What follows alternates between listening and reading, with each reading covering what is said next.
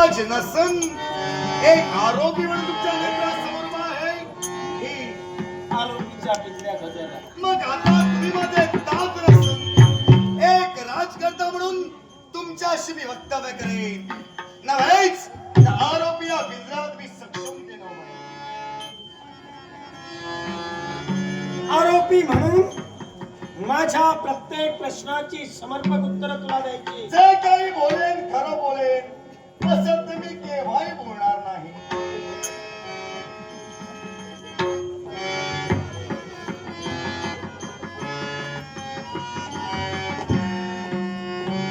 हिला ओळखतोस का? ओ, ओळखी कशी?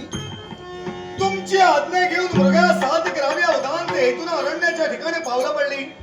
धावा मात्र संकट समय सहाय्य कराय शब्द कर्णोपकर्णी शतकर्णी झालंय. तिच्या रक्षणासाठी आम्ही गेलो. संकटात मुक्तता केली. प्रणय प्रेमाची याचना हिनं माझ्या जवळ केली. तिच्या प्रणय प्रेमाचा स्वीकार आम्ही केला. क्षमा करा.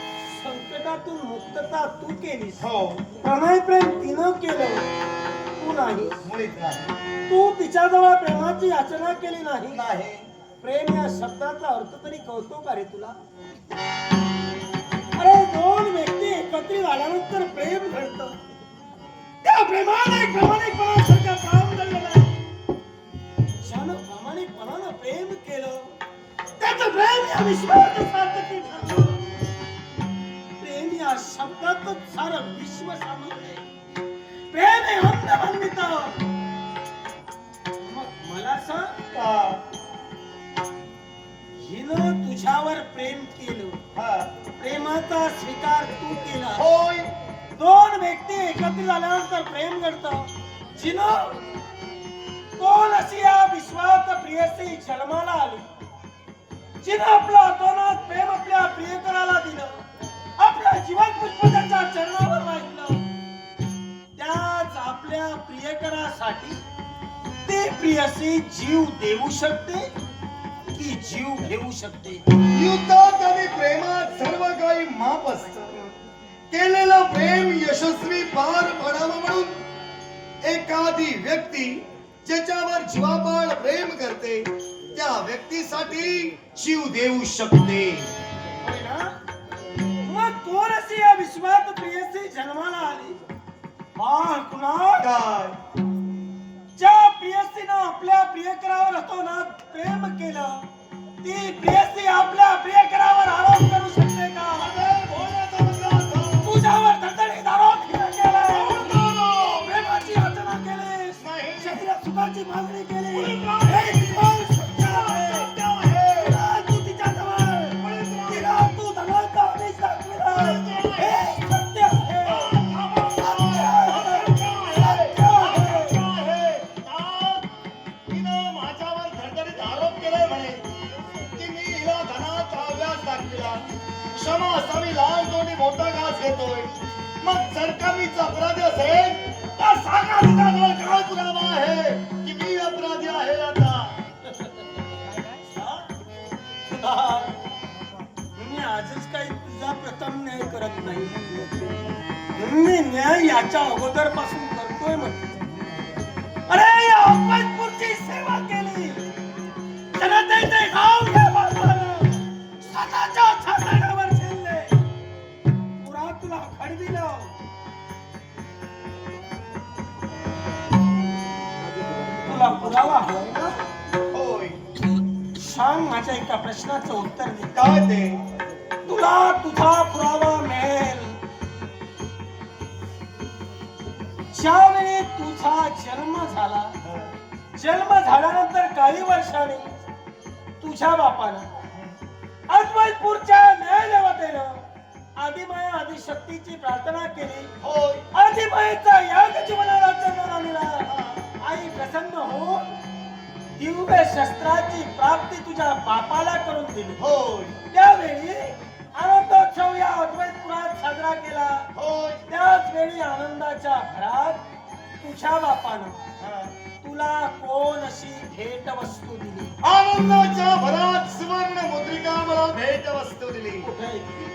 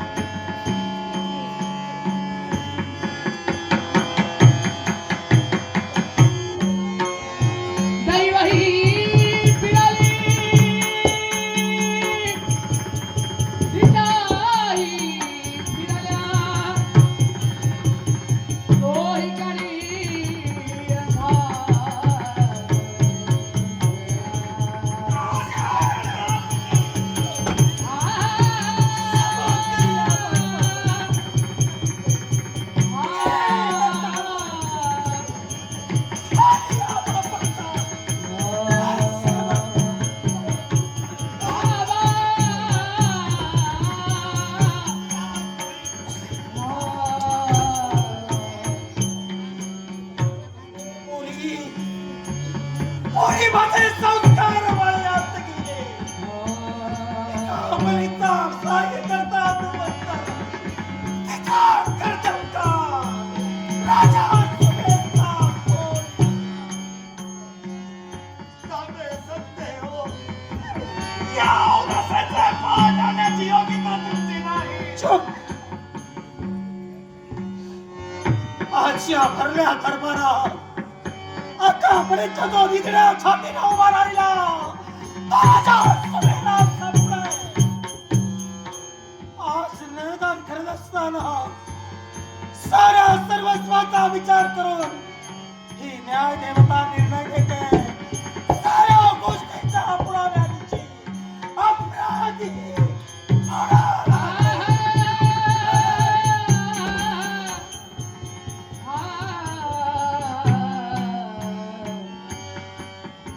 अपराधी नाहीये अपराधी नाही क्षमा करा का केलंस कुठं कमी पडला होता बा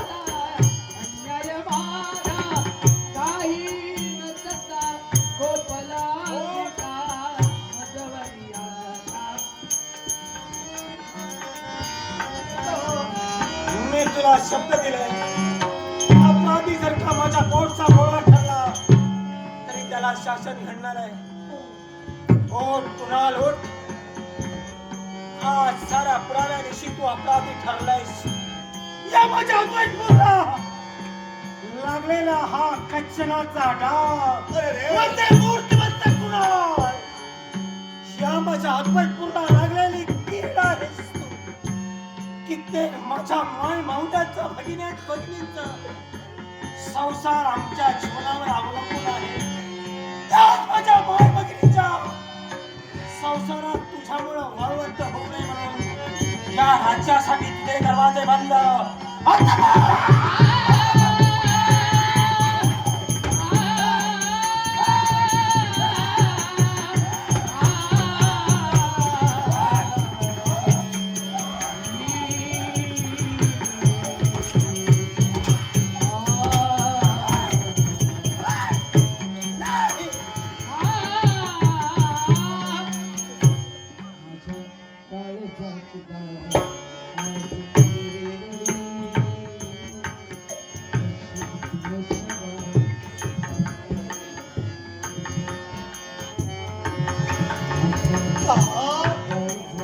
मी तुमचा अपराध केला तुम्ही मला शासन केला ठीक आहे हे राजवस्त्र अलंकार ठेवून जावं नाही हो घराच्या राजवस्त्रांची वस्त्र हे देह सुशोभित करण्यासाठी असतात देह सुशोभित करण्यापेक्षा लाज राखणं गरजेचं आहे.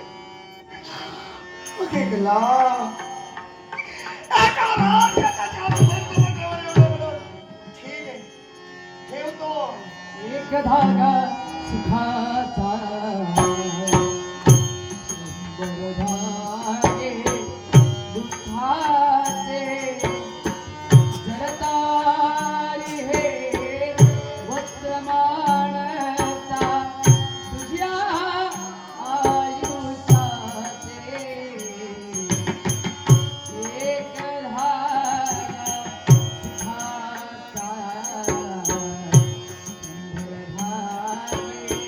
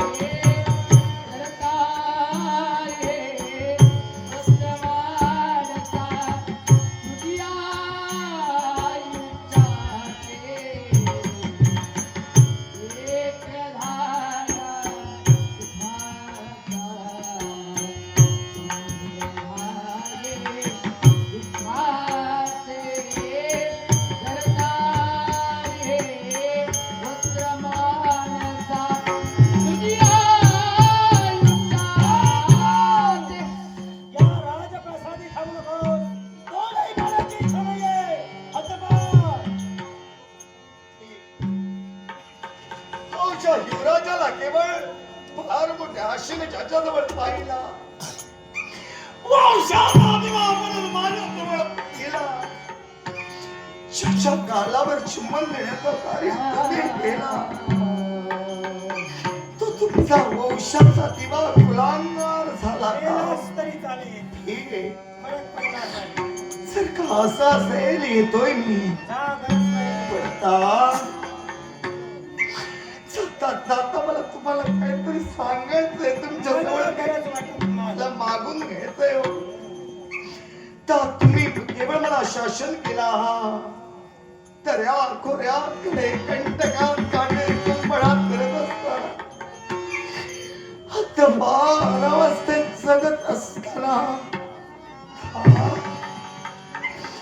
तुमच्या सदैवानं माझ्या सदैवानं जर का मी जीवित अवस्थेस पात्र ठरलो ना तर तुमची माझी भेट नक्कीच होईल. पण माझ्या दुर्दैवानं तुमच्या सुदैवानं जर का मी मेलो ना तुमची माझी भेट स्वर्गाच्या पहिल्या त्याच्यासाठी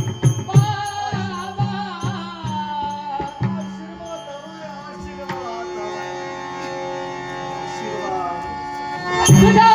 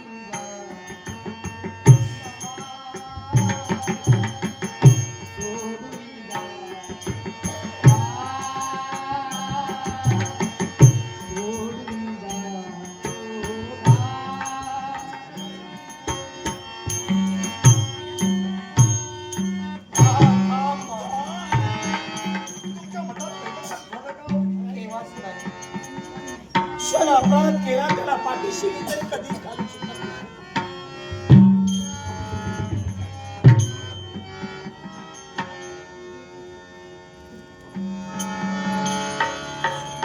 बाळ कुणाल, मेलास तो माझ्यासाठी. पिता पुत्राच्या जागी तारती शिकवले. आणि जीवनात मी निर्णय घेतला, एक आदर्श बाप म्हणून या विश्वात मी जगत होतो. पण तुझ्यामुळं कचराचा डाग मला लागला. अरे बाप म्हणजे काय असतं? अरे बाप म्हणजे घराचं अस्तित्व होय. अरे बाप म्हणजे घराचा आधारस्तंभ होय. ज्या घराचा आधारस्तंभ खंबीर आहे, त्या घरावर कुणाची वक्रदृष्टी टाकण्याची हिंमत नाही. प्रत्येक बाप आपल्या मुलांचे लढीवार पुरवितो, याचा अर्थ स्वतःच्या मोठेपणासाठी नव्हे, किंबहुना वाह्यात जाण्यासाठी नव्हे. मी संस्कार केले, वाह्यात गेले, पण बाप म्हणून मी तुझा त्याग केला. पण या बापाची माया काय असते? पोरा बाप झाल्याशिवाय कळत नसते लक्षात. देवाच्या आधी मायेनं या अद्वैतपूरच्या रक्षणासाठी रणरागिणी दिली. तेच हे दिव्य शस्त्र.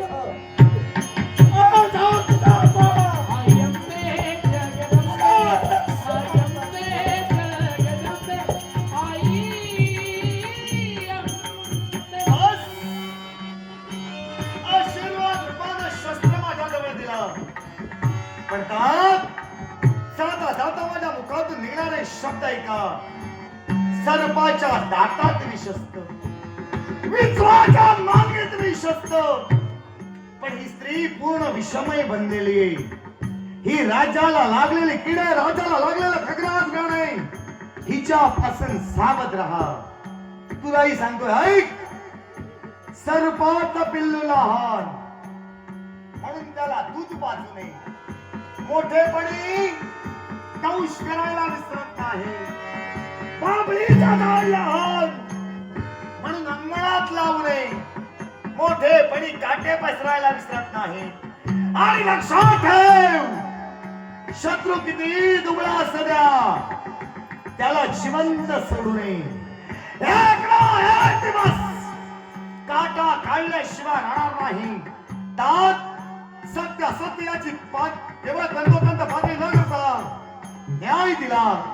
न्याय शिरसावंद्य. पण सत्य हे सत्य असतं. त्या सत्य सत्य पात्राच्या माशी अंगारून ठेवला असाल तर एक ना एक दिवस धीर गंभीर गजेनं बाहेर येतो. आणि या विश्वाला टाळा म्हणून सांगतो, मी सत्य आहे, मी सत्य आहे. पण काय हे गेले